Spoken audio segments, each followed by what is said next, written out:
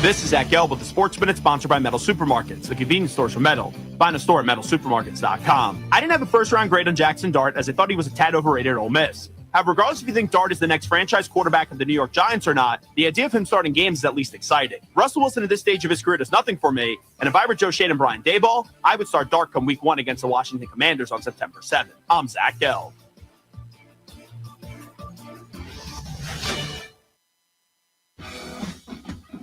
When you've got real work to do, Metal Supermarkets will help you get it done fast. With a huge variety of metals in stock, we can help no matter what job comes your way. And all it takes is a few clicks. We make buying metal online easy, so you can spend less time shopping and more time getting things done.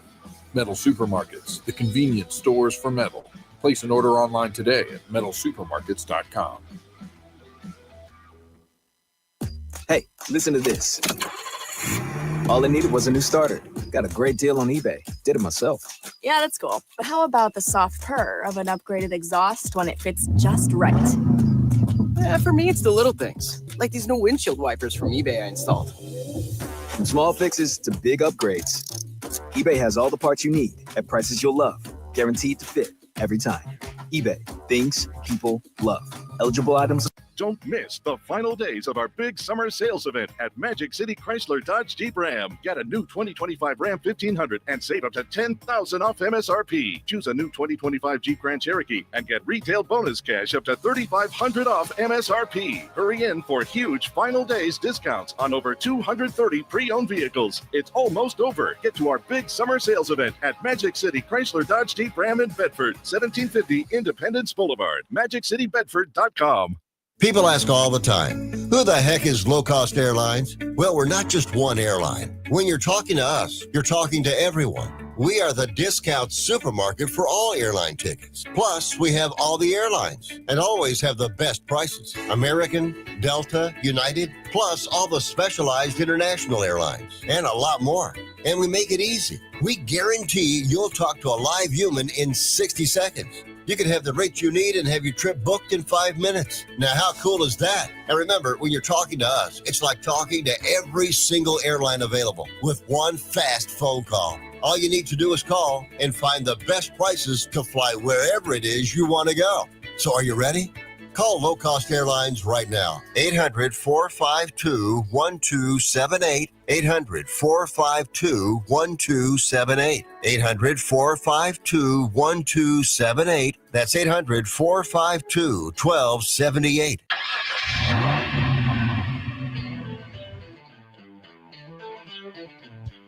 You're stepping into the fast lane on the VTRN Sports app.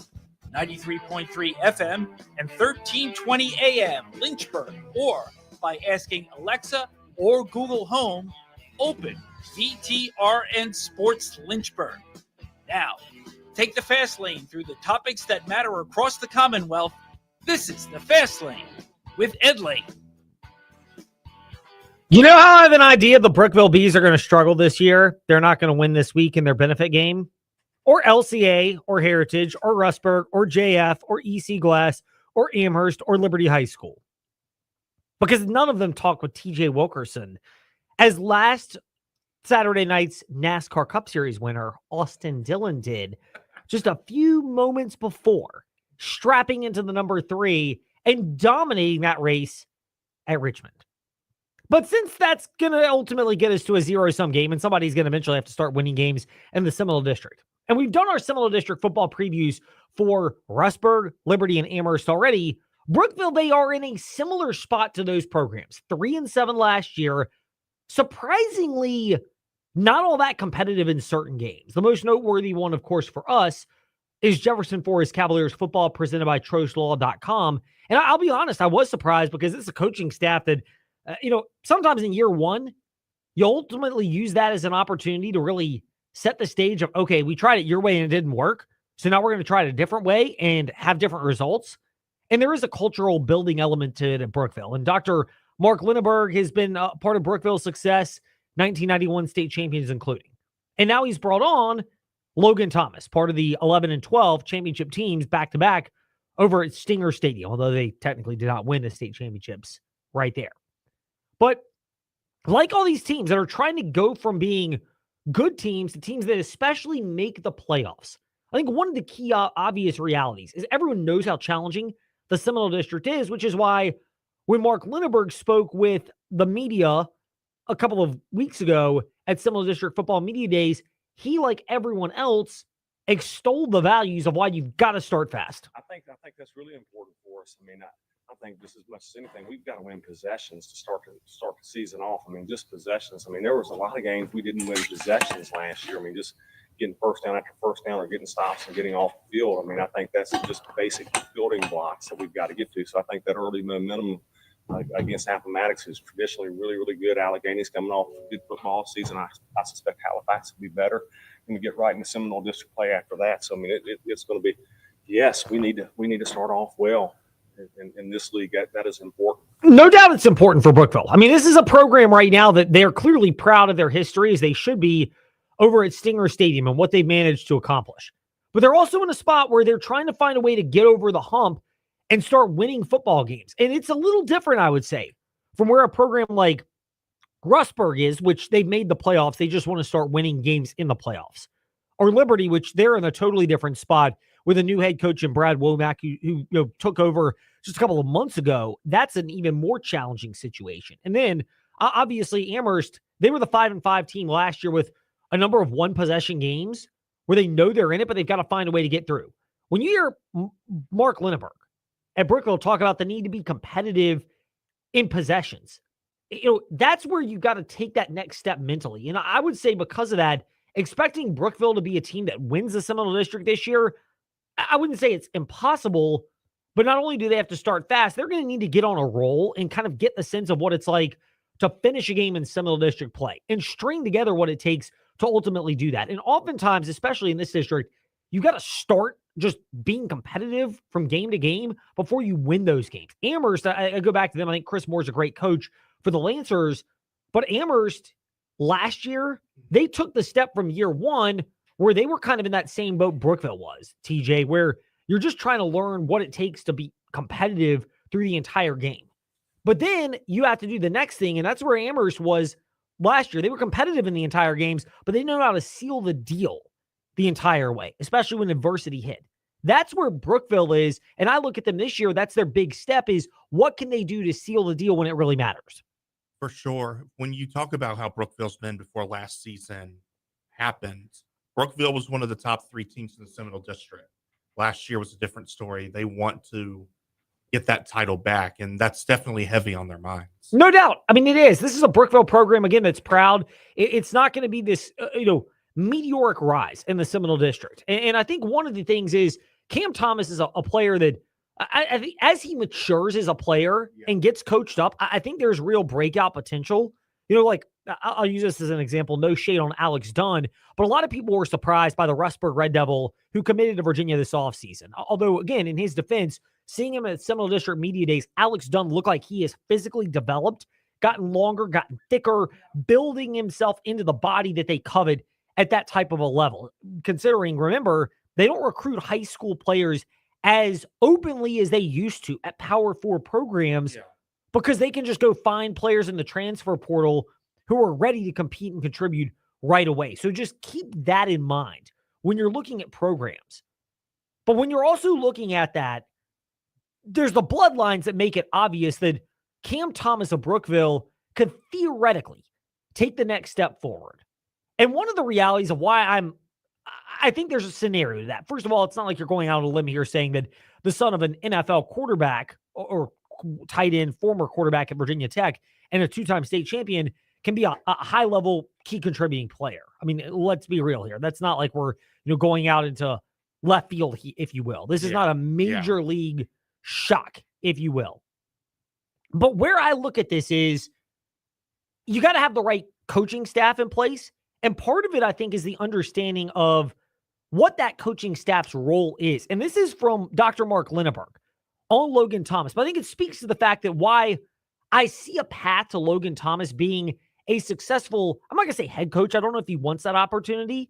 And I don't know if he'll be as good of a former NFL player turned coach as Jake Grove has become with LCA. More on that later. But the fact that Logan Thomas is coming in, I think the right mentality and mindset, and this isn't a shock. A lot of people say this about Logan Thomas, but it's backed up not just by Mark Lindenberg, but we'll expand upon these comments in a moment. We're really proud of the coaches that we have at Brookville. Logan Thomas, who just, I mean, I won't say this about Logan specifically. I mean, he is such a humble guy. I mean, this guy's played in the NFL, and obviously he knows more football than our coaches. I mean, he's done football all day long for a long period of time, and yet he gives kids rides home from school, and he comes to practice inside, and oftentimes in the library when we're practicing football or working on offensive plays. And back in the spring, he's signing autographs at the same time. I love his humbleness and all that. One thing I would say about that from Mark Lindenberg, the Brookville coach with Logan Thomas, is, first of all, you're signing autographs in the spring. This is not signing autographs pregame, getting ready to play, insert your Seminole District or non-district team on the schedule for Brookville. Like that's, let's keep it real. It's not like they're Albemarle, Halifax, the other one that they, Appomattox. It's not like that's one of their games. Like that's when it's a distraction. But at the time, there's a time and a place for it. But here's the other thing. It also speaks to the fact that Logan Thomas being comfortable being in the background is a good thing, because you got a lot of chefs in the kitchen at Brookville. And it's hard to doubt the experience. Bob Christmas has head coaching experience. Obviously, Logan Thomas does not, but he's got NFL pedigree. Dustin Russell was at Rustburg. He's now gone from being the head coach down there to being an assistant over at Brookville. There are a lot of supposed chefs in the kitchen, if you will, with the Bees. And again, I think it's a reasonable comment to make about Brookville needing to find a way to navigate that, because last year they had head coaching experience all over the place, but the results didn't quite bear themselves out. And so I think it's reasonable to say, take a step forward. But part of that is if Logan Thomas is there, understanding the right mindset. And we haven't heard a lot from Logan Thomas. In fact, I think we've gotten more out of this bite from his son, Cam Thomas, the one we think, not going out on a limb here, of course, but has the potential to blossom this year. I know the guy pretty well. Yeah. I would say we have a good relationship. Ever since we moved back, it's kind of like, I feel like it's more coach mode when we're at Brookville, but when it's at home, it's dad. And I think that just kind of like builds our relationship even better. It makes me want to work harder for sure, like having my dad there as my coach. And yeah, I feel like he's the same thing with my brothers. I feel like it boosts all of us. Like, I don't know. Does he coach you harder than anybody else? I would say he coaches me equal, but he definitely, I feel like dad definitely has a little bit more higher standards than I feel like coach would. But yeah. And that's fine. Part of that is, let's not kid ourselves. Like, if you're talking about just Brookville Bees, this is no disrespect to McDaniel, the quarterback, and other Brookville Bees. But I mean, again, going out on a real limb here, the guy whose dad played, in the NFL and was a tight end and ultimately got paid. Congratulations, by the way, to Logan Thomas on that over the back half of his career, getting the bag before that big injury, which knocked him out of his career. I think it's great. It's why I don't fault guys for holding out and getting what they can, because football is such a brutal game. And in general, the higher you go, in particular, with the physicality that it takes on your body. But, I'd rather it be the case. I can't tell you how often you hear of parents who, if my kid just got a chance, they'd be great.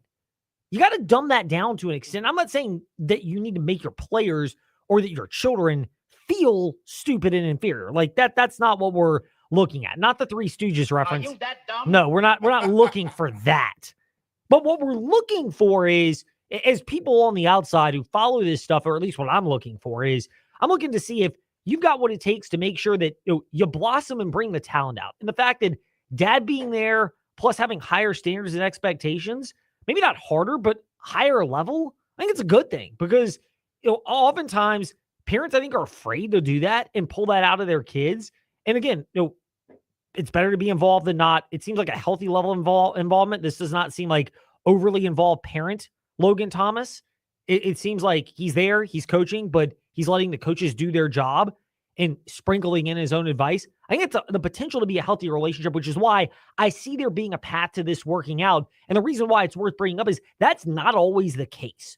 When you're talking about former players whose kids play football, sometimes they get involved. Well, we'll go there. Do you believe that?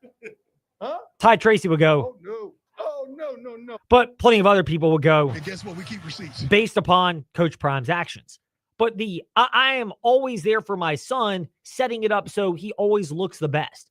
Again, different people handle it with their kids differently, but I don't think that's what you want. I don't want that for my kids. I want my kids to be set up in a manner that's similar to everyone else because that's what they're going to get in the real world. And eventually, Shador's figuring out in the NFL, but if Logan Thomas's children, any of them, can go on to a career at a place like Virginia Tech or to the NFL, being coached by other people, knowing how to be coached by other people. And, it's great to be around your kids, but letting the other coaches also have a role in that development and poke and prod is a good thing because you're not always going to have that high level of involvement. And the higher you go, certainly at college, perhaps, unless you're, again, our guy, Coach Prime, who coached his son, but in the pros, they just don't care.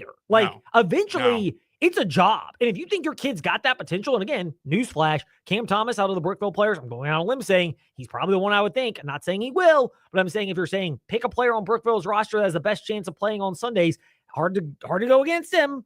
I would say you want the right mentality. And again, to Logan's credit, Logan Thomas has always been the guy that's had to fight and claw anyway. To a certain extent. He probably should not have played quarterback at Tech. Not to say he didn't do an admirable job, but we saw on the NFL, his better position was tied in the pros. And to his ever-loving credit, he embraced that transition. This was not I just want to play quarterback. Sorry to invoke, hard feelings for the folks that are on the far right around here that are, and again, I'm a Christian myself, but the Tim Tebow apologists, Tim Tebow could have easily just been quietly transitioned to tight end when everyone said that's what he could do. And instead, he was always in the spotlight. He knew he would grab attention. I'm not saying that's bad, but when you know it, it's hard to blend in the background. Logan Thomas did a great job, which is why he probably carved more time out in his career than he normally would have. Those are the type of lessons that make me bullish on a guy like Cam Thomas being able to replicate it. And Logan stays out of the spotlight too. I think that's going to do Cam Thomas a lot of good as well. It's a lesson that you would think Nico's dad and maybe Coach Prime would take when it comes to their kids and their career. Yeah, I mean, you would think so, certainly. But the thing is you got to figure that out as a player, and having the right parent around who can help navigate stuff. But again, help you learn to trust other coaches as well. If it's bad coaching, I get it. But if it's quality enough coaching, learn to hear from other people. Your parents are not going to be your only boss. If you work anywhere other than the company business, you're going to have to learn to take orders from someone else. If you eventually start your own business, you'll still have to take orders from the bank when you take out a loan, from the IRS and the government organizations where you owe taxes, to the electric company and everyone else. Like, just because you own a business, you're going to answer to somebody. It may be different somebody's, but you're going to have to, which maybe my view on that is different because I'm fortunate enough to interact with those people. But where football can come in those life lessons is learning how to be in that regard and going through that as well. Meanwhile, speaking of going through it, if you've gone through it because you've been in an accident and the insurance company is giving you that runaround, you're not doing it right. Trost Law is where you can do it right. Over 4 decades of experience helping those in our community. 777-HURT and TrostLaw.com. Meanwhile, Spotlight.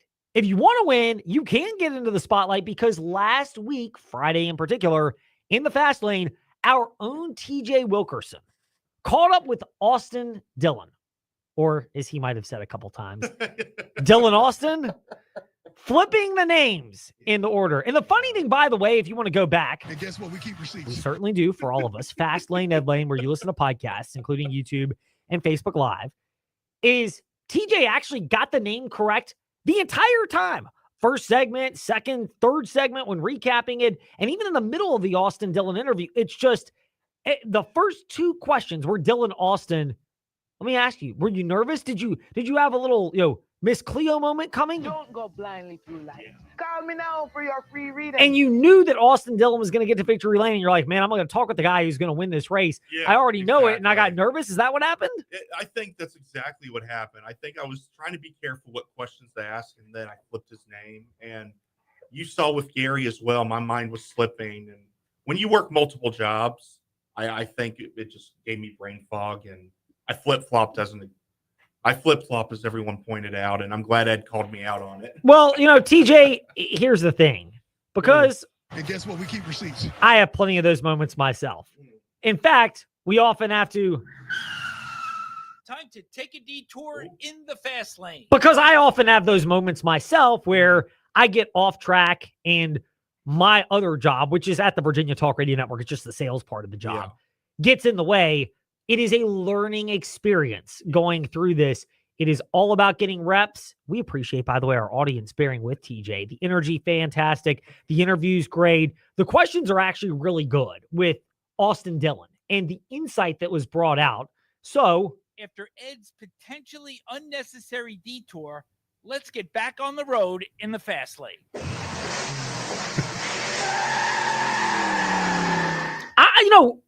Shout out to Wyatt Watson of the Front Stretch Through the Gears podcast. He had Austin Dillon at 50-1 on his recommendations to win. And Austin Dillon didn't just win, but this is a legitimate win. This is not, I know Wood Brothers Racing fans are going to get mad at me. The Josh Berry win in Vegas this year was legitimate. And Josh Berry, by the way, great run, 8th place finish at Richmond. Real good run for Josh Berry. Scary, because if he can somehow make his way in to the round of 8 or the final 4, this is a Penske team that all 4 cars, if you include Josh Berry and Wood Brothers, were in the top 8. Just file that away for future reference going forward for a one-race championship.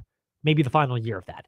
But Austin Dillon mentioned when he spoke with TJ that he liked Richmond, so it's not like last year was going to be some kind of a fluke. Ooh, I would have to go, personally, I'd have to go with, man, that's tough. I've won at Richmond, but from I'm going to have to go with Richmond because I won there. Likes Richmond over Daytona. Yeah. It was a Richmond or Daytona, and he loves Richmond because of his success winning at that particular venue. Excuse me, Richmond or Martinsville. Yeah. Which one he liked. So, he's won there. He's got the success, but there's also the fact that Austin Dillon, after last year's win, and I don't blame him, it wasn't officially put in stone last year. He tested the limits by knocking drivers out of the way late to try to get the victory and earn himself a spot in the championship. He was a top 5 driver throughout the race last year, but he went for it. I get the logic behind it. I also get why NASCAR had to make a punishment and say you can't just literally run people and right hook them out of the way. We've got some safety concerns that are worthwhile. But Austin Dillon was transparent when he spoke with you, TJ, this past Friday that he wanted to win this race at Richmond to kind of put the doubters to bed after what happened last year. Well, I hope they're very high. We've got two chances to win the next 2 weeks. And we circled this one on the schedule, and I love coming to Richmond, and it's been a good track for me. And more so, wanting to forget what happened last year or get revenge. Oh, for sure. I would love to go out there and show off again with our strong performance that we had, because we had a 3-second lead before the caution came out at the end of that race last year. And but it's a new year. But I enjoy just running that track, and would love a strong performance. And if we can win, that would just make it that much sweeter. That was Austin Dillon speaking this past Friday in the fast lane. And by the way, great interview TJ had. You can go back and check it out, because guess what? We keep receipts. All snarky comments aside, TJ asked really poignant questions that kind of shed some insight that Austin Dillon felt confident going into this race at Richmond. But again, to get my usher on for a moment, I thought Brad Keselowski was going to be the driver to beat at this race. He was a second odds after Denny Hamlin in terms of the pre-race odds after practice and qualifying. And look, no shade. Denny Hamlin, he's won at Richmond before. He's won on every type of track there is in NASCAR. He is a legitimate threat to win the NASCAR championship. And Brad Keselowski had been running very well of late, including on tracks like Iowa, which are similar to what we saw at Richmond. But Austin Dillon had the history and success, and to outrun them late, to outrun Ryan Blaney over the course of that last stage, the final stage of 160 laps, that's a credit to Austin Dillon to really be able to put his best foot forward on the accelerator, of course, when it mattered most, and put that performance out there. Again, this is not he fluked his way in. Sorry, Wood Brothers, but Harrison Burton last year with how he got in. Or my favorite, Derek Cope, because 25 drivers crashed out in the Daytona 591, and Cope found a way to victory. This is not that type of performance. This is a straight up legitimate. He was a top car all day. He got stronger, and he's backed it up by a history on this track. And this is a track that was as racy as it gets. For as much NASCAR criticism has been levied against Richmond, it was a nice breath of fresh air. Yeah, I agree. And he performed incredibly too. And they've been down. The RCR has been down in the last couple of years. And I know that getting this win signifies a lot for them, especially after last year. But you hope to see RCR build it up more, because while Austin Dillon won, Kyle Busch didn't have the best race. And he's been very vocal about how he's felt in his performance as well. No, he did not. And there's more on the Kyle Busch dynamic. You asked some questions of Austin Dillon about that. I've got my own hot take, if you will, for later this week in the Fast Lane. But we'll recap NASCAR at Richmond in the back half of covering the Commonwealth. When we return, though, it's time to go camping. If you own an outdoor store, this is where you could be a partner. Fast Lane Ed Lane, Facebook, Twitter, Instagram, or fastlaneedlane@gmail.com. In the meantime, we'll go camping. JMU, Virginia, and Virginia Tech to kick off part 1 of covering the Commonwealth next here in the Fast Lane. And so are the summer super deals at the Used Car Superstore on the Sheeler Motor Mile. You don't need super strength to get approved for credit. Sheeler owns the finance company. Getting approved for credit is super easy on the Motor Mile with financing options for every budget. Sheeler makes car buying easy with the hottest brands all in one location. Cars, trucks, vans, SUVs. Many have miles in the teens, remaining factory warranties, and some are even local one-owner vehicles. Over 900 used vehicles in stock now and ready to move. More than any other dealer in the area. Plus exceptional service, selection, and savings. Need some summer spending cash? Sheeler will buy your vehicle even if you don't buy from us. Plus super money for your trade. Volume selling means volume pricing. And we've got the volume with over 900 used vehicles in stock now. No games, no gimmicks, just summer super deals at the Used Car Superstore on the Sheeler Motor Mile. Your premier used car dealer. Locally owned for over 50 years. I-81 exit 118C in Christiansburg. Call 866-SHEELER1. Always open at Sheeler.com. Liberty Flames football season is just around the corner. Come out to Flames Fan Appreciation Day this Saturday at Williams Stadium in Lynchburg. Gates open at 11 a.m. Admission is free. Scrimmage starts at noon. Get your first look at live Flames football action before the season opener. See the Spirit of the Mountain Marching Band, concessions and inflatable rides for kids, and meet the team for autographs and pictures after the scrimmage. Flames Fan Appreciation Day this Saturday. Don't miss it.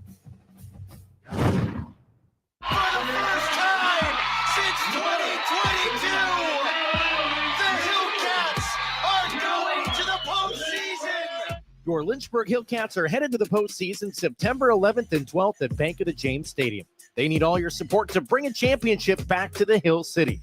It's time to pack Bank of the James Stadium by purchasing your tickets today at lynchburg-hillcats.com. What a season! What a moment! Hokie fans, are you still getting your Hokie sports news from someplace like ESPN.com or even worse, the newspaper? You're missing out.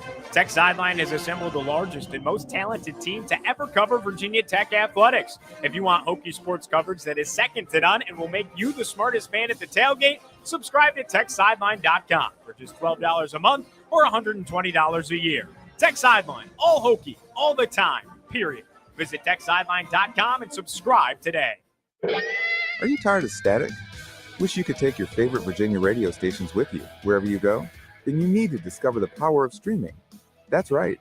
You can now easily listen to the Virginia Talk Radio Network for insightful discussions and local news. From the VTRN News Center, I'm Bill Trefiro. And groove to classic hits on Rewind 1039. All from your smartphone, tablet, or computer. No more fiddling with the dial. Just download your favorite radio app. Search for Virginia Talk Radio Network or Rewind 1039, and you're ready to go. Stay connected with your community. Good morning. This is Kimberly McBroom in the WDBJ 7 Newsroom with our Virginia Talk Radio Network news update. And enjoy the music you love anytime, anywhere. Streaming the Virginia Talk Radio Network and Rewind 1039. It's that easy. Virginia Talk Radio Network. Rewind 1039. Now streaming. The grit of the sidewalk crunches under your shoes as you walk up the driveway to your newly renovated home and as you lean against the new Chevy Suburban in your driveway. That's when you realize that listening to VTR in Sports changed your life. Your business messages, visually written, resonated with our audience and brought you new relationships and clients. That's the power from partnering with VTR in Sports. Access that power, then enjoy the fruits of our labor. Start now. Email info@virginiatalkradionetwork.com. Head to lynchburg-hillcats.com to lock in your tickets for the Lynchburg Hillcats this season. Now here's VTR in Sports. Step into the Fast Lane 24/7 at Trey Lyle VT and Fast Lane Ed Lane on Facebook, Twitter, Instagram, YouTube, and wherever you listen to podcasts. Now, back to the fast lane. Here we go. Last week, without games involving our local teams, there is week 0 football, though, starting at 11:30 a.m. this Saturday for free on the VTRN Sports app.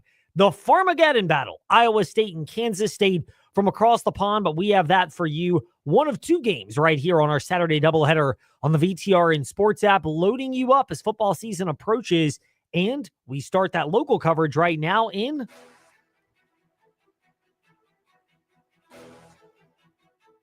It's time for your teams and topics. Covering the Commonwealth. A look at teams and topics from around the Commonwealth. Let's start with the JMU Duke. Shane Metlin. We're so eager to get to him. We jumped the gun on the soundbite to welcome in Shane Metlin of DNRonline.com, who's with us here in the fast lane. Shane, great to be speaking with you. First of all, off the field news, Bridgeforth Stadium's turf sponsorship. They're finding creative ways to generate revenue as much as possible at JMU.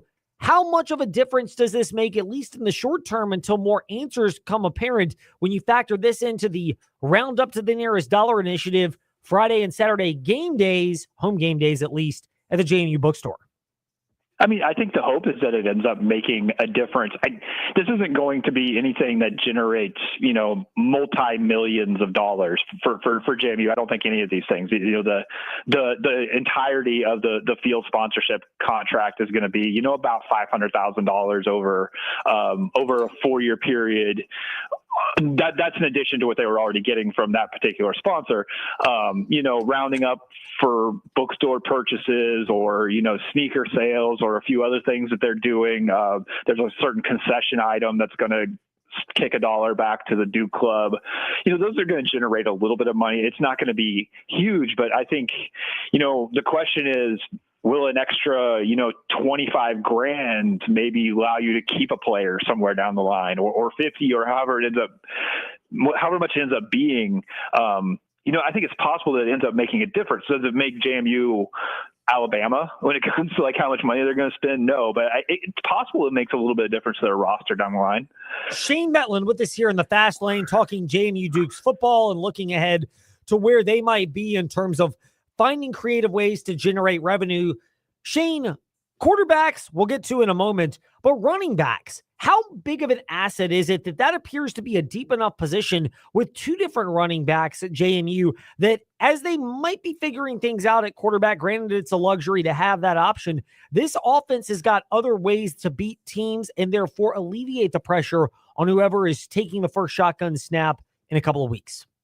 Yeah, they are really deep at running back. And I think, like you said, regardless of maybe whatever happens at quarterback, if it takes any time to figure out things at quarterback, you've got a lot of guys you can hand the ball to. George Pettaway is coming back after a really good year last year. He was, close to 1,000-yard rusher, was a really highly recruited guy coming out of, the 757 area. He went to North Carolina originally.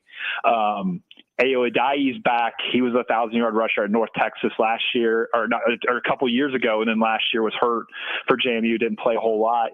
So they got both of those guys that are starting caliber backs. They had Jordan Fuller, who's in a High Point transfer, who I think has something like 44 touchdowns in his career at the FCS level. He's going to be kind of one of those bruiser type guys. And then there's a few other guys that have gotten some snaps, gotten some playing time throughout their career at JMU. It's a really deep room. And so, yeah, maybe while you're figuring things out at quarterback, you kind of control the tempo of the game and keep possession of the ball, but moving it on the ground and see how it goes. But, they may end up being really good at quarterback, or there may be question marks with the injuries and things. So, yeah, that's a real luxury to have, is that you're going to be good at running back. Shane_DNR Sports and DNRonline.com. Meanwhile, we will wrap it up on this one. Any idea yet on quarterback updates and when we might have an idea of who is the opening day starter? I mean, I wouldn't be surprised if a starter's not declared until, maybe game day. I don't know. That wouldn't surprise me at all. I don't know if they want to tip their hat too much, but I think, I think we're going to see both Matthew Sluka and Alonzo Barnett this year. That's my gut feeling on that. Whether it be different packages for different guys. I really think that we'll probably see both of them. And then, they're going to do participation reports, which is a new thing in the Sun Belt this year. It's in a lot of conferences. So we'll find out something the week before just about how they list guys, whether they're questionable, whether they're out, things like that. So that'll be something to look forward to week of the game. We'll at least get some information there. Shane, always get great information at DNRonline.com and Shane_DNR Sports for Shane Metlin's insight. Appreciate the time as always. Next week is game week. Yeah, looking forward to it.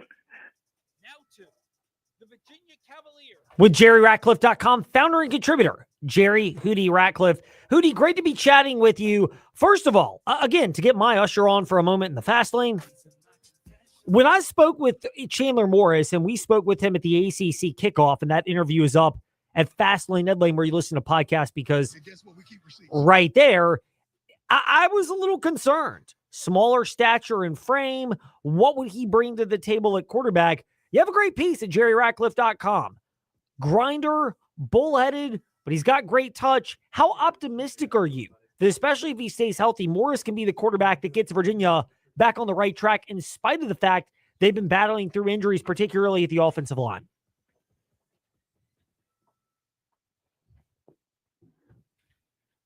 Chad, I've talked to Taylor Lamb, the quarterback coach, and Des Kitchens, the offensive coordinator. They're extremely high on this kid and what he's been able to accomplish. And they have fashioned much of their playbook around what makes him comfortable, what he likes doing, and what fits his strengths.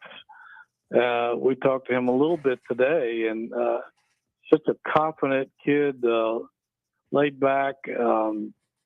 I think he's just a guy who can control this offense, and he has all the qualities you want in a quarterback. He's a good leader.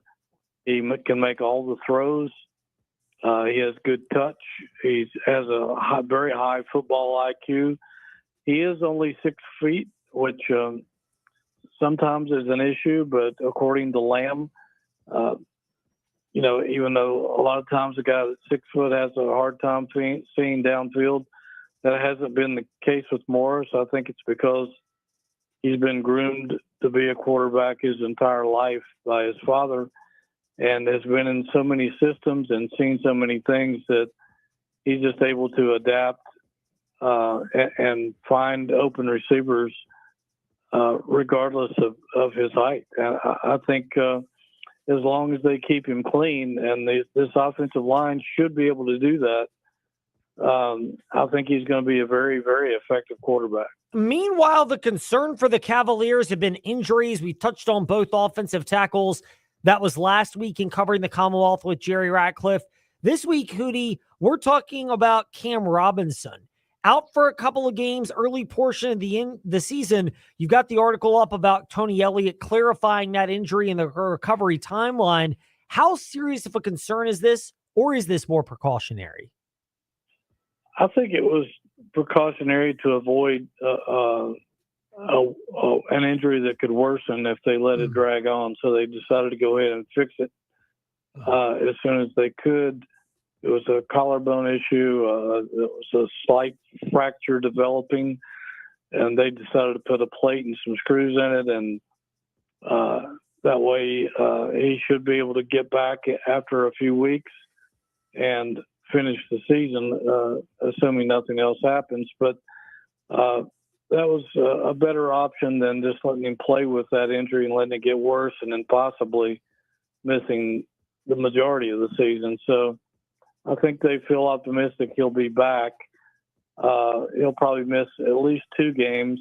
We don't know about beyond that, but I don't expect to see him back until at least the 3rd game of the season. But he's an incredibly tough kid who played last year hurt when a lot of guys would have shut it down. So I wouldn't underestimate what this kid can do. JerryRatcliffe.com founder, Jerry Hootie Ratcliffe.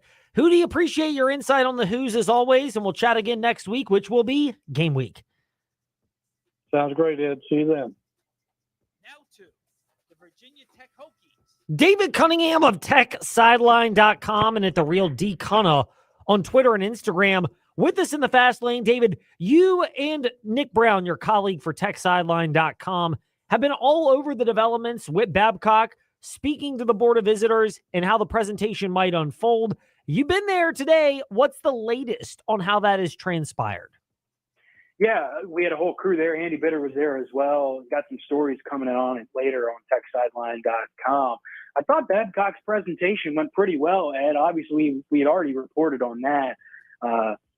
That public presentation. We saw the files a little bit late last week, or early last week, or the week prior, and I thought it went pretty well. I thought Babcock made his points pretty soundly, and I thought the Board of Visitors had pretty good responses to it. But it's such an interesting discussion. I think a lot of the members of the board they've kind of had their minds opened to this for the first time, which may or may not be concerning depending on where you lie. I thought some of the questions surprised me, particularly in the part that followed with Babcock, which was Amy Sebring. She's the COO of Virginia Tech in terms of the university, and her session was more of a discussion. And some of the questions that were asked by Board of Visitors members, were simply like, how can we fund this?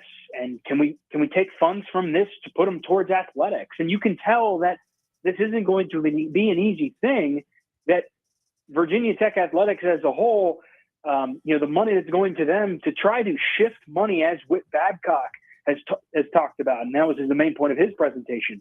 It's not going to be an easy task. It is going to take some time. I thought what Sebring, the point she made, that it wasn't easy to figure out what $20.5 million for the revenue sharing, where that was going to come from. That it's going to be even more complicated to figure out how you want to find more revenue for this. But student fees, that seems like a big opportunity to generate funds. And I thought Whit Babcock made some pretty good points about just the importance of this, how important athletics can be for the university. And more than anything, does this Board of Visitors want Virginia Tech athletics to succeed or not? Because you either make money or lose money, but you're spending money no matter what. And it depends on how good they really want it to be. It's a very complex presentation of sorts. And I thought it went pretty well for Babcock, but you can tell that, the different Board of Visitors members, it resonated differently with each of them. You mentioned the different reception is probably the diplomatic way to describe how you presented it, or how you summarized Whit Babcock's meeting, David. Overall, is this something that gives Whit Babcock a blueprint for what else he needs to ask, how else to present things? Was this fallen on deaf ears, or is it too early to tell how this will actually be received in the long haul?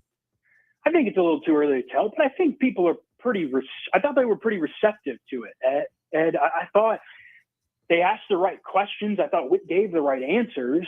It's a complicated process. It's not like a snap of the fingers and boom, Virginia Tech's going to have $52 million extra. Like it's going to take some time to play out. I thought after Whit, Whit laid it all out very plainly. It seems like the way he portrayed it is he mentioned the line where basically that he feels like he's been crying wolf, and that the wolf is like actually really coming this time. And when he talks about that, he's talking about the big picture of college athletics. And if you want to win, you have to invest. You invest when you're losing anyway, but if you really, really want to compete, you got to invest more. There was a Board of Visitors member, Jim Miller, who directly asked Whit Babcock, what is your ask? And Babcock said, if you want to compete and be at the top of the ACC, your operating budget has to be around $200 million.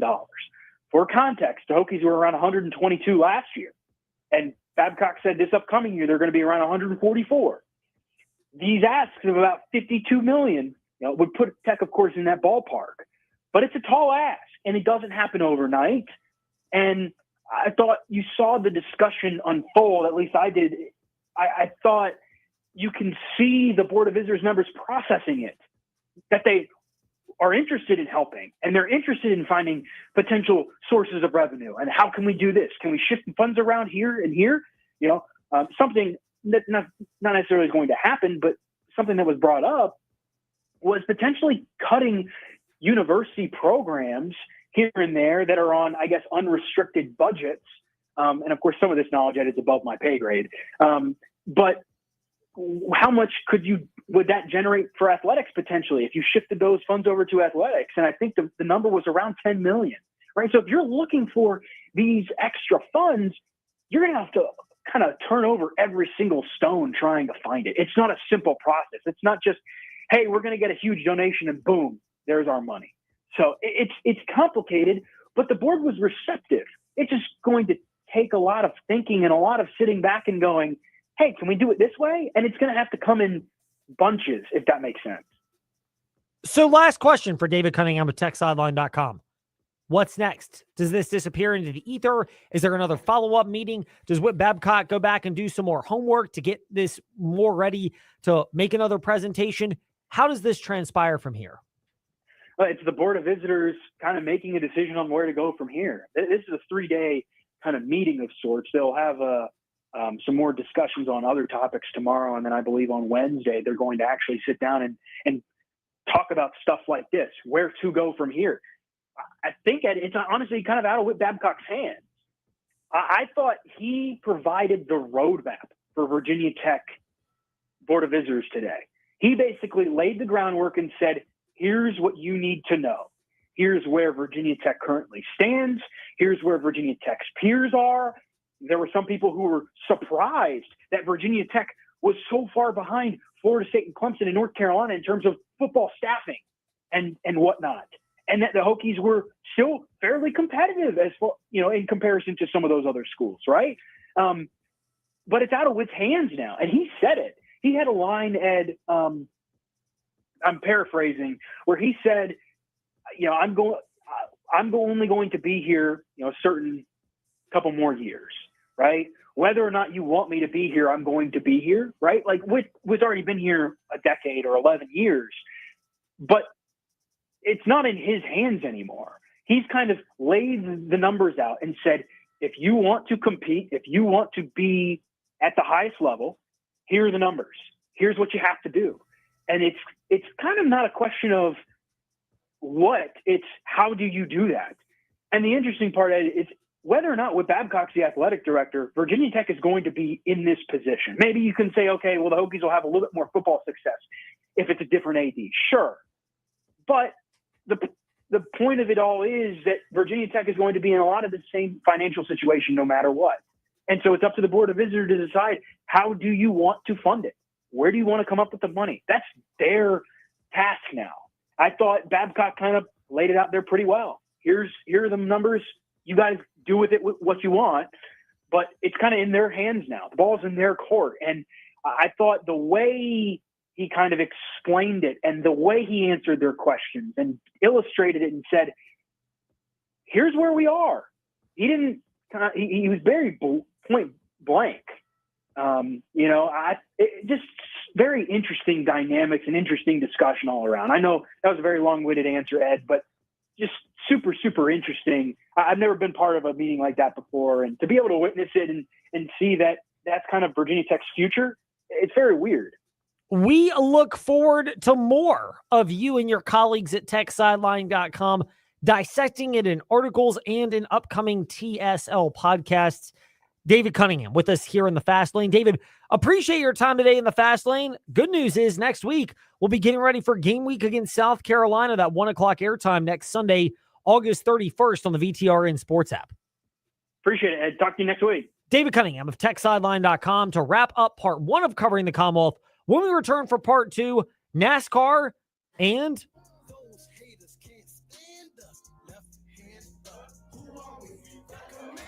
plus the revolving door of Lynchburg Hillcats. All of that's still to come here in the Fast Lane.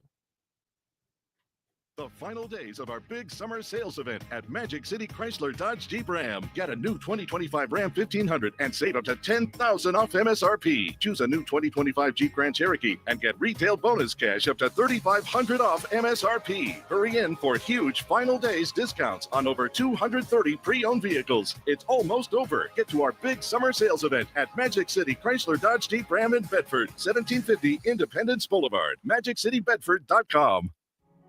Hot weather is right around the corner. Save money on those summer cooling bills by upgrading those old drafty windows. Discover energy-efficient, easy cleaning tilt-in windows now with Collins Custom Builders. Our customers have relied on us for 35 years to provide the best in windows, siding, gutters, and more. Plan early and call today for your free estimate. Find us online at collinscustombuilders.com. This fall, Saturdays belong to the Hokies. Oh, and these Hokie fans are going crazy here in College Town, USA. Lane Stadium, electrifying, iconic, the best in college football. Oh, you'd have to be here to believe it. Built by tradition and fueled by passion. Breaks free at the 10, to the 5, touchdown Tech. Where every roar and every cheer brings you home. Are you ready to start jumping? Tickets on sale now. Visit Hokiesports.com. When it comes to legal matters, there is no substitute for experience. Hi, I'm Randy Trost with Trost Law. We've gained knowledge from serving Virginians for over 4 decades. Since 1982, we've handled auto accidents and personal injury cases ranging from simple fender benders to complex tractor-trailer cases. And we're ready to put our experience to work for you. We hope you never need our services, but if you do, just give us a call at 777-HURT or visit us at trostlaw.com. Hi, I'm Chuck from Aquatrack Adventures in Salem.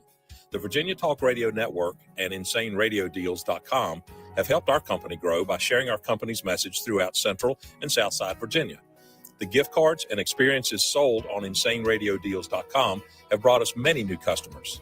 If you're a business that wants to grow with a message that resonates and gets results, I highly recommend InsaneRadioDeals.com and the Virginia Talk Radio Network.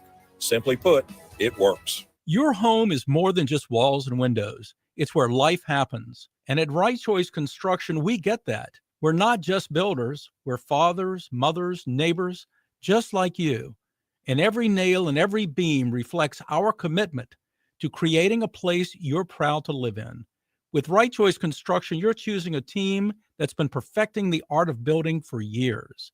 So build with us. Build with experience. Build with quality. Build with Right Choice. Savings are heating up, and so are the summer super deals at the Used Car Superstore on the Sheeler Motor Mile. You don't need super strength to get approved for credit. Sheeler owns the finance company. Getting approved for credit is super easy on the Motor Mile with financing options for every budget. Sheeler makes car buying easy with the hottest brands all in one location. Cars, trucks, vans, SUVs. Many have miles in the teens, remaining factory warranties, and some are even local one-owner vehicles. Over 900 used vehicles in stock now and ready to move. More than any other dealer in the area. Plus exceptional service, selection, and savings. Need some summer spending cash? Sheeler will buy your vehicle even if you don't buy from us.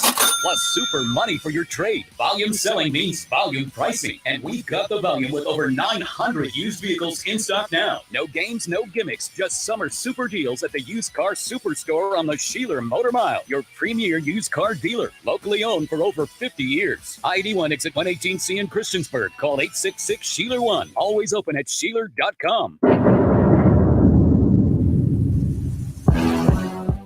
Step into the Fast Lane 24/7 at Trey Lyle VT and Fast Lane Ed Lane on Facebook, Twitter, Instagram, YouTube, and wherever you listen to podcasts. Now, back to the Fast Lane. I don't know if you can get really any fresh air when people are making it rain, and I don't really know if you can get fresh air when it's humid as all get out, but NASCAR, proverbially speaking, got a breath of fresh air, which we discuss right now in part 2 of.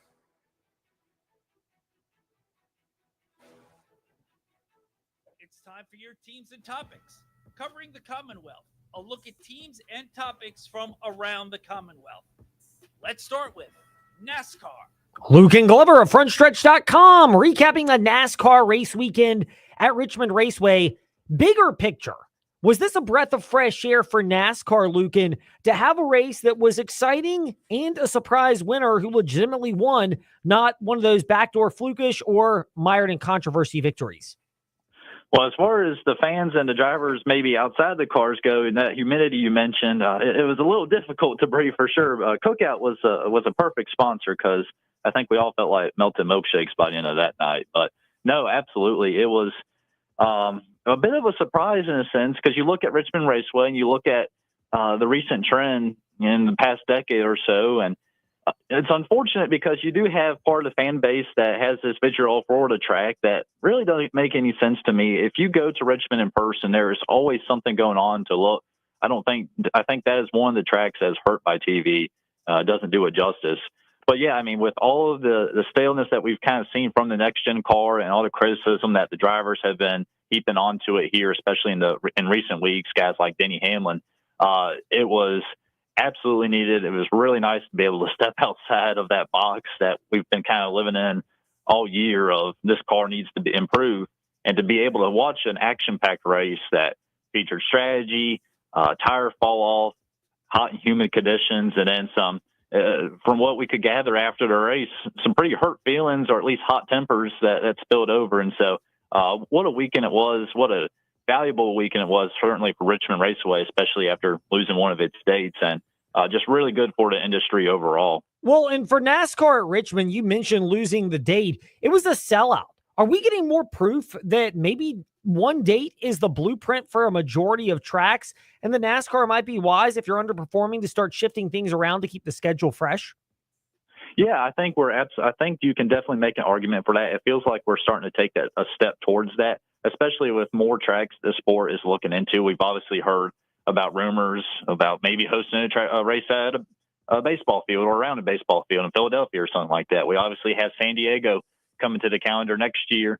You have the short tracks like Bowman Gray and the Rockingham and North Wilkesboro that have been making their return in recent years. And the way that things are going, the current trajectory, and it looks like NASCAR wants to get those tracks at points race.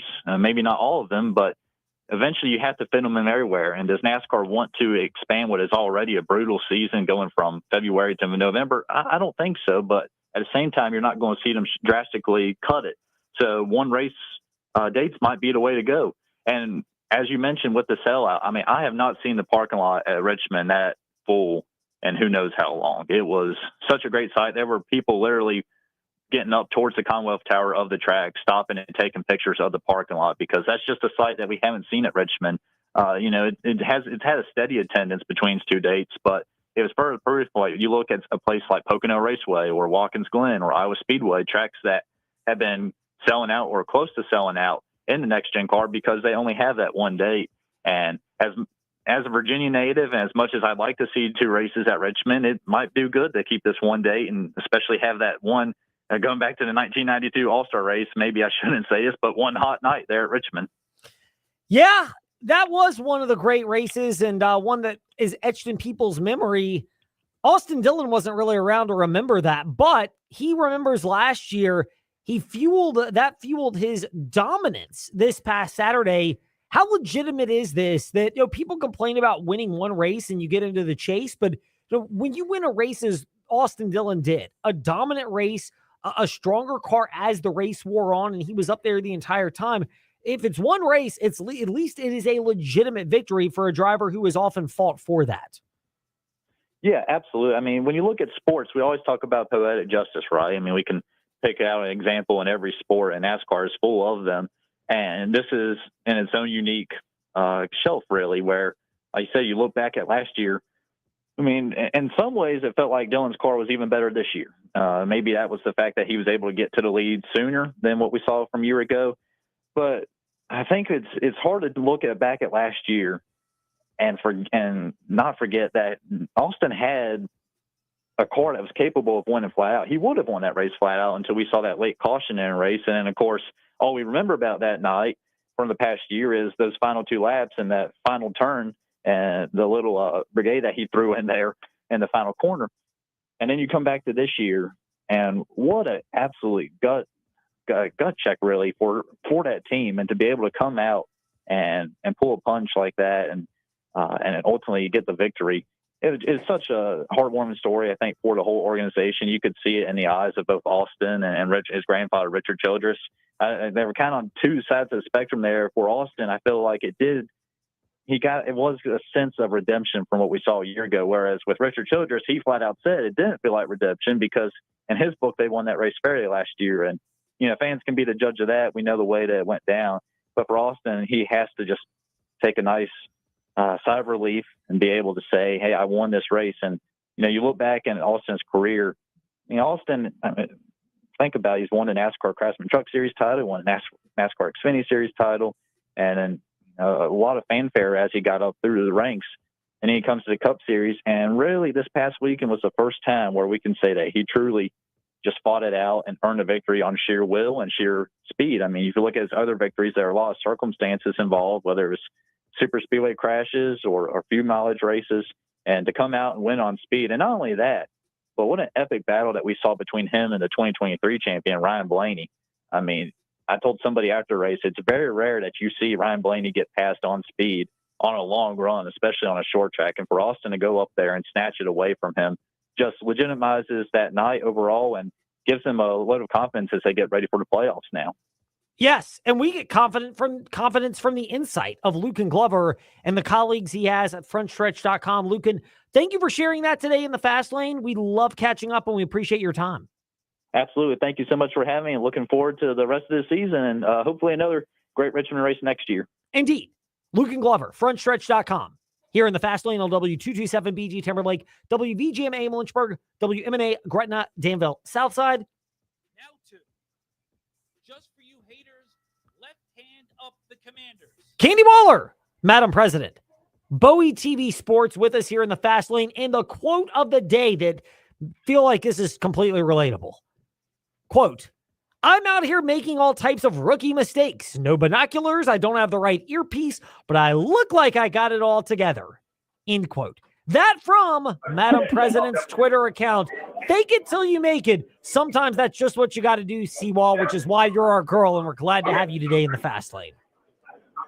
Yeah, I was literally just like, where can I find somewhere that's quiet? If you would think preseason games would be kind of light, but not from a media perspective. There's a lot going on early on.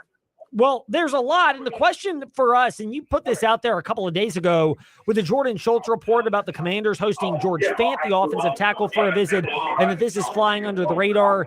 You add into it the reports that Brian Robinson not playing tonight because of potential trade requests or rumors involving him. I'm super sorry. Can you repeat that? You have to be a little louder. For sure. Candy Waller with us here in the Fast Lane. Seawall, curious from your perspective, you combine the George Fant rumors from a couple days ago with Brian Robinson, the running back, not playing tonight. How much activity do you think there might be around the game as opposed to during the game?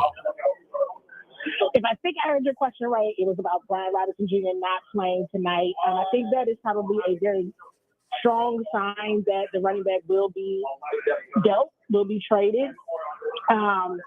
Giving, this latest development, this is the position group of the running back. I've been asking about this since August the 4th and really talking publicly about the fact that this group is really, really strong. The only player that also does not play special teams is Brian Robinson Jr. I know there's been a lot of talk, of course, about Ja'Cory Crosby Merritt, also known as Bill, but the entire group has had a fantastic camp. We know that this team stresses versatility. Everybody else does special teams. Brian Robinson Jr. does not.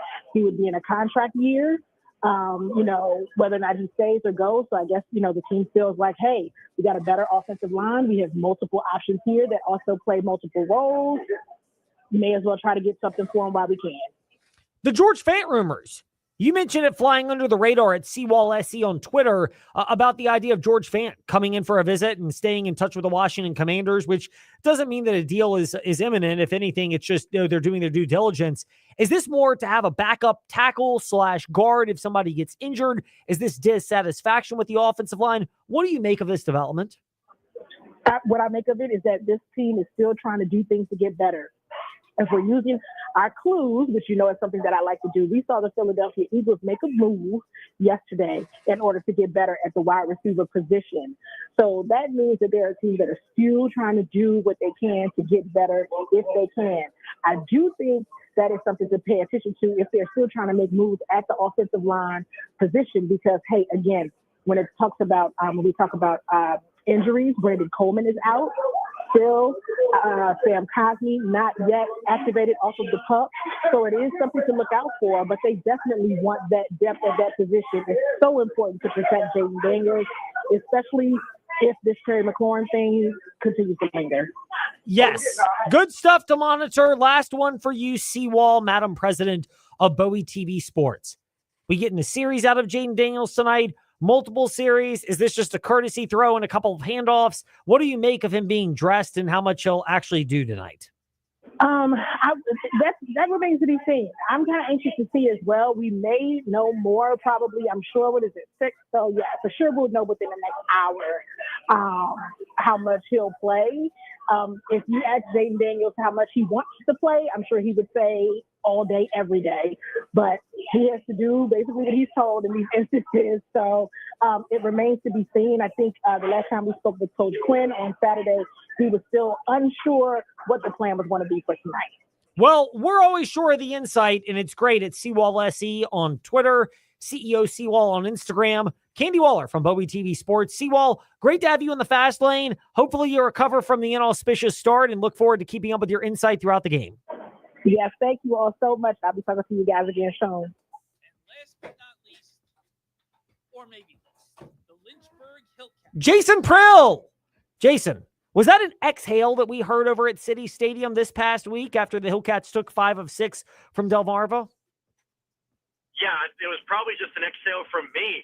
The relief that I felt having been able to see a team put runs on the board and compete night in and night out. And honestly, one of the most exciting series I've seen in 4 years. You had 3 separate walk-offs, 5 come-from-behind victories. That was about as fun of a baseball series as we could have asked for. How sustainable is that now heading into the series at Hickory starting tomorrow night and then a return for the home regular season finale against Fredericksburg next week? Yeah, you know what, Ed? I think this is very sustainable. These new draft guys have brought in a brand new passion, a brand new energy. At every single inning, throughout every single game, they were on the top step cheering. It almost looked more like a softball game, like an elementary school softball game, with the way that the guys were into it, the way that they were cheering, chanting, trying to get in the head of the pitcher. It was a lot of fun to watch. And that's the type of thing that you can't coach, the type of thing that you can't teach. So I really do think this is sustainable and will help carry us not just into the first series of the postseason, but possibly all the way to a championship. Well, we'll see how that transpires. This is one of the questions we can ask regularly of Jas Prill 19, better known to many as Jason Prill, the broadcaster for the Lynchburg Hillcats. Are these players starting to get more comfortable with their elevation to Lynchburg? Yeah, it seemed like for a lot of the guys, it was almost kind of a relief. I talked to several of them leading into or throughout this past series, and I asked them, I was like, what does it feel like going from college to Arizona up until Lynchburg? And a lot of them said, you know what, like, I really like Lynchburg. It's better than Arizona, and it reminds them a lot of wherever they played in college. A lot of humidity, a little bit warmer, maybe some mountains, some hills. A lot of trees. So this feels a little bit more like home than what Arizona felt like. So they're buying in quick. They've already adapted. They're ready to go. Well, it feels like good insight because it is. Jason Prill with us in the fast lane. Jason, thank you for your time today. We appreciate it and look forward to speaking again soon. Absolutely. Anytime, Ed. Jason Prill with us in the fast lane. That does it for us today. Hopefully a more normal schedule tomorrow. Now on to VSiN's Make It Rain, already in progress. Major upset special. The Giants on the money line. That's actually the biggest, largest spread of all.